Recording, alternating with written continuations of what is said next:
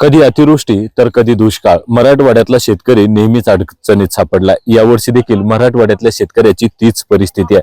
मी आता शेतीच्या बांधावर उभा आहे, शेतामध्ये उभा आहे आणि पावसाच्या तब्बल 10 ते 12 दिवसाच्या खंडानंतर 1 महिना झाला या कपाशीला लावून, तरी देखील या कपाशीने अजून जमीन देखील सोडलेली नाही. पाऊस नसल्यामुळं या पिकाने आता मान टाकायला सुरुवात केली. तर मराठवाडा विभागामध्ये तब्बल 35% पेरण्या ज्या आहेत त्या रखडलेल्या आहेत, तर 65%च पेरण्या झालेल्या आहेत. त्या देखील आता दुबार पेरणीचं संकट घोंघावत आहे. माझ्यासोबत काही शेतकरी आहेत, त्यांच्यासोबत त्यांच्या भावना जाणून घेण्याचा प्रयत्न करूयात. खरं तर पोटच्या लेकरासारखं सांभाळल्या जातं या पिकाला, प्रत्येक झाडाला. आता ते पीक कोलमडतंय, माना टाकतंय, काय भावना आहेत? काही नाही, आता हे सगळं नुकसान झालेलं आहे आणि दुबार पेरणीचं संकट हे शेतकऱ्यावर आलेलं आहे. दुबार पेरणी करावी लागेल जर अशीच परिस्थिती राहिली तर. जर का पाऊस पडला तर मग दुबार पेरणी करायचं काही संकट येणार नाही. आणि जर का पाऊस नाही आला तर मग दुबार पेरणी करावंच लागणार आहे. आणि पण आताचा जो खर्च झाला तो तर सगळा व्यर्थ होणार आहे ना. हा खर्च किती झालाय, म्हणजे आता हे किती एकर शेत आहे, याच्यासाठी किती साधारण खर्च लागला? हे कम से कम 2 एकर शेत आहे. 50-50 हजार रुपये खर्च झालेला आहे. तोपर्यंत आज इतका 0% पाऊस आहे, कारण की ढेकळ पण फुटलेलं नाही. म्हणजे आपण राबराब मेहनत करायची वर्षभर, ते शेत मशागत करायची, ते पिकवायचं, पण ज्यावेळेस पाऊस थोडासा पडला त्यावेळेस एका आशेने तुम्ही ते पीक लावलंय आणि आता तेच वाया जाते.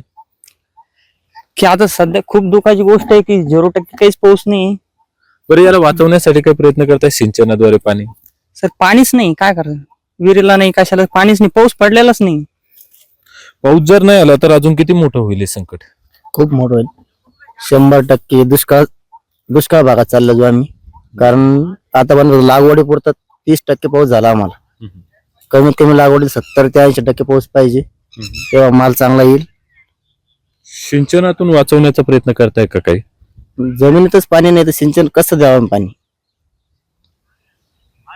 निश्चितच मी पूर्ण हे शेत दाखवण्याचा प्रयत्न करतो. शेताच्या बांधावरती आहे आणि खरं तर जे मोठमोठे ढेकळ आहेत, ज्याला मराठवाड्यामध्ये खरं तर यासाठी फोडण्यासाठी एकेकाळी कुऱ्हाड किंवा ते कुदळ असेल, वेगवेगळ्या अवजाराचा वापर करून ते फोडल्या जात होते आणि पाऊस पडल्यावर ते भिजत होते.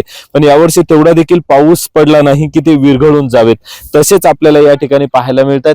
मी अजून थोडंसं दाखवण्याचा प्रयत्न करतो. हे चित्र जिकडे नजर जाईल ना त्या दिशेने फक्त काळशार शेतच दिसतंय, कारण अजून पाऊस झाला नाही, त्यामुळे मालाने जमीनच सोडलेली नाही. मराठवाड्यामध्ये फक्त 65% एवढीच पेरणी झाली. त्यामध्ये नांदेडमध्ये 78%, लातूरमध्ये 43%, धाराशिवमध्ये 48% आणि बीडमध्ये 62% असं हे पेरणीची आकडेवारी आहे. जालन्यात 70% आहे आणि संभाजीनगरमध्ये जिथं मी आता उभा आहे तिथं फक्त 67% एवढीच पेरणी झालेली आहे. माझ्यासोबत अजून युवा शेतकरी आहेत. काय कसा सामना करणार आहे या सगळ्या परिस्थितीचा? सामना काय, आता परिस्थिती करण्याची सामना. दुष्काळ जाहीर करावे, बाकी मागणी काही नाही.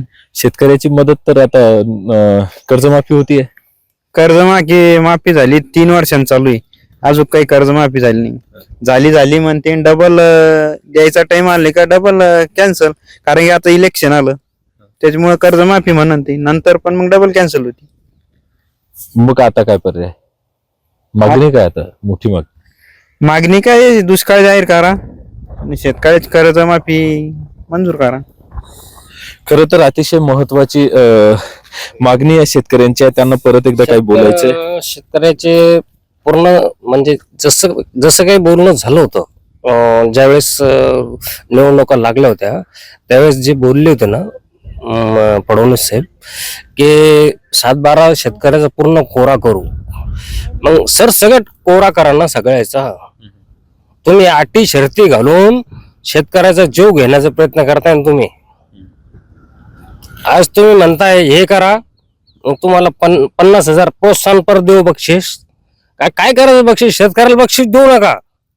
फक्त हे वरून राजा जर का बरसला ना तर हे सगळं काही होऊ शकतं. शेतकऱ्याला 1 रुपयाची गरज नाही.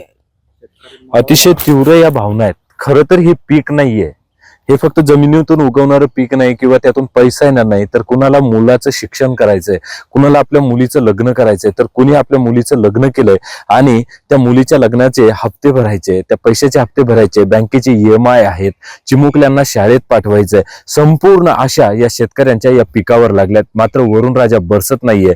त्यामुळे शेतकऱ्यांचे डोळे पुन्हा एकदा आकाशाकडे लागलेत.